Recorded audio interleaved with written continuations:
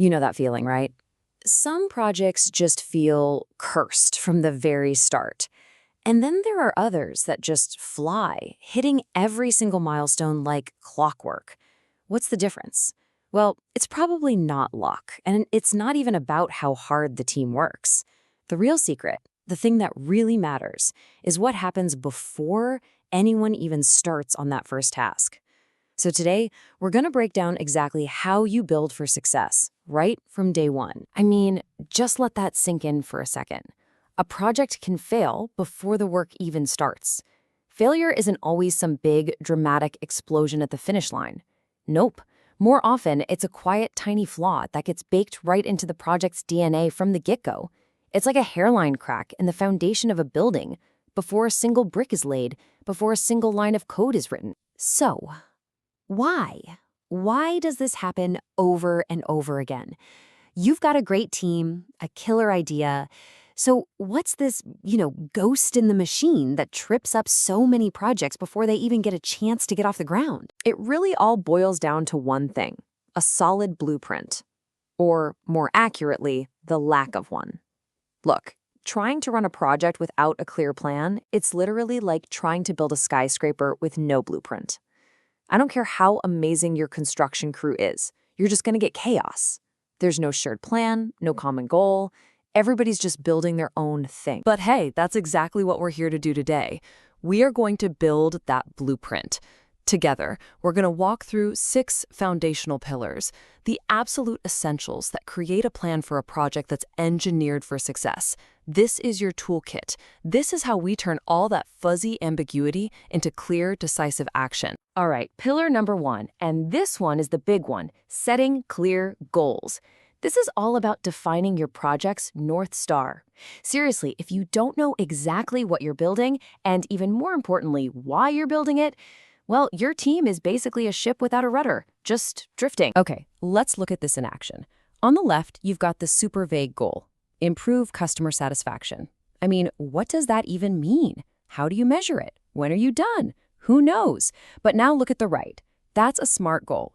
Increase scores by 15% within 6 months by doing this specific thing. See the difference? That's not a wish, that's a target. That is a finish line the whole team can see and run towards. And this is the magic framework that turns those fuzzy wishes into solid objectives. It's called SMART. It just forces you to ask the right questions. Is it specific? Can we measure it? Is it actually achievable? Is it relevant to what we're trying to do as a company? And is it time-bound? You nail these 5 things and boom, suddenly everyone is rowing in the exact same direction. So, you've got your crystal clear goal. Awesome. Now for pillar number 2, engaging your stakeholders. You've figured out the what? Now it's time to align the who. And trust me on this, stakeholders can be your project's biggest cheerleaders or its biggest roadblocks. Getting them on your side early on, it's not a nice to have, it's absolutely non-negotiable. So how do you do it? It's a pretty simple 3-step process. First, just identify everybody who has a stake in this thing. And don't forget the less obvious ones, like the legal team or customer support. Next, you analyze them. Figure out who has a lot of influence and a lot of interest. Those are the people you need to manage really closely.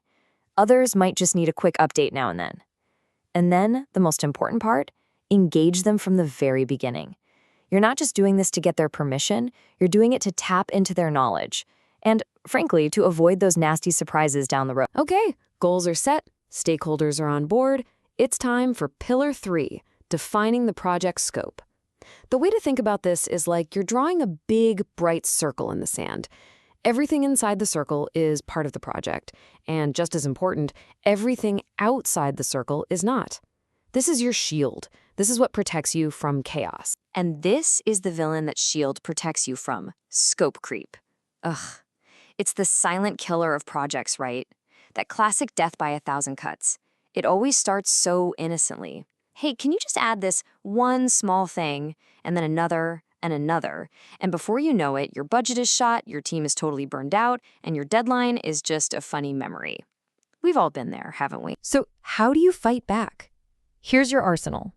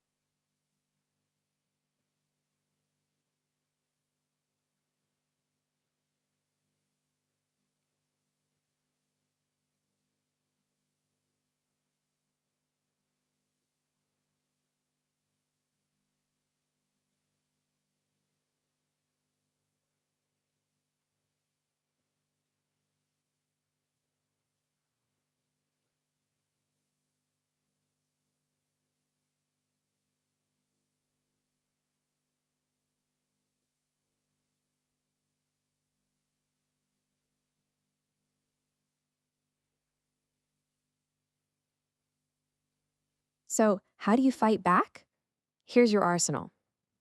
First, you have the project scope statement.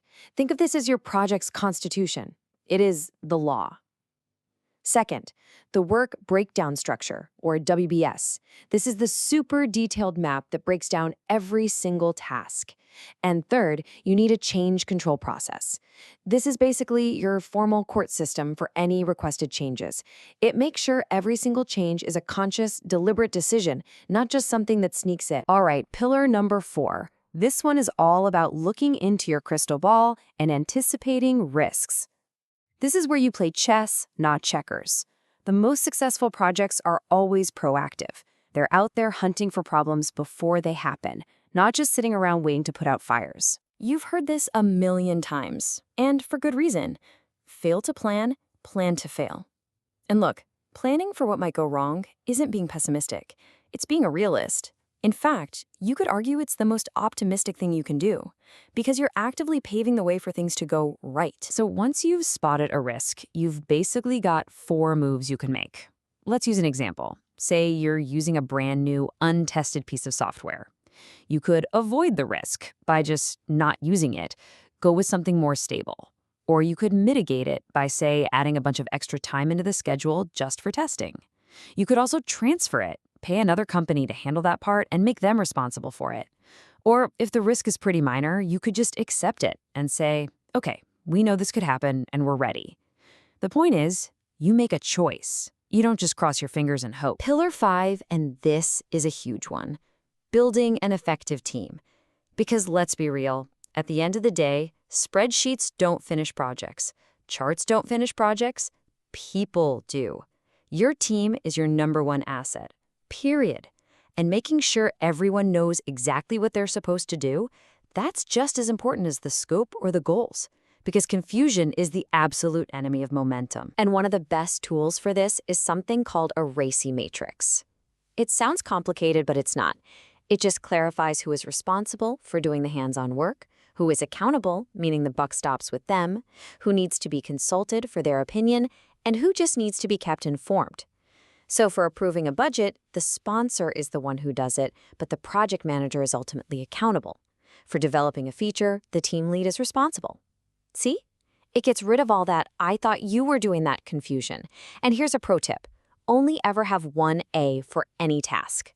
If 2 people are accountable, trust me, nobody is. And here we are, our 6th and final pillar, planning a realistic timeline.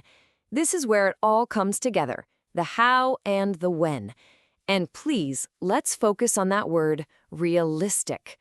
Literally anyone can draw up a super optimistic timeline that looks great on paper. The real trick is creating one that doesn't fall apart the second it meets the real world. You know, don't promise a trip to the moon when all you've got is a stepladder. So what's a good way to build a schedule that's actually realistic? Well, seasoned project managers use a cool technique called 3-point estimation.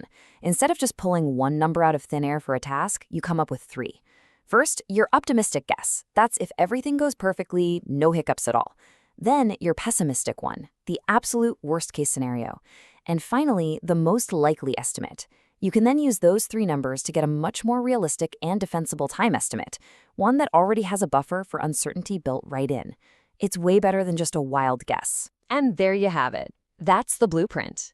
Those are the 6 pillars for setting your project up for success. You've got clear goals, engaged stakeholders, a defined scope, a plan for risks, an effective team, and a realistic timeline. Every single one of these is a critical investment you make at the beginning to make sure you don't just start well, you actually finish strong. Let's end on this thought right here. The work you put in before the project even officially starts, that is the most important, highest leverage work you will do. This isn't about adding red tape or slowing things down. It's about being smart. It's about taking that extra second to aim before you fire. So as we finish up, I want you to think about your next project, or maybe when you're working on right now. Looking back at these 6 pillars, which one is calling out to you? Which one needs your attention the most? What's the very first brick you're going to lay to make that foundation stronger? Thanks for tuning in.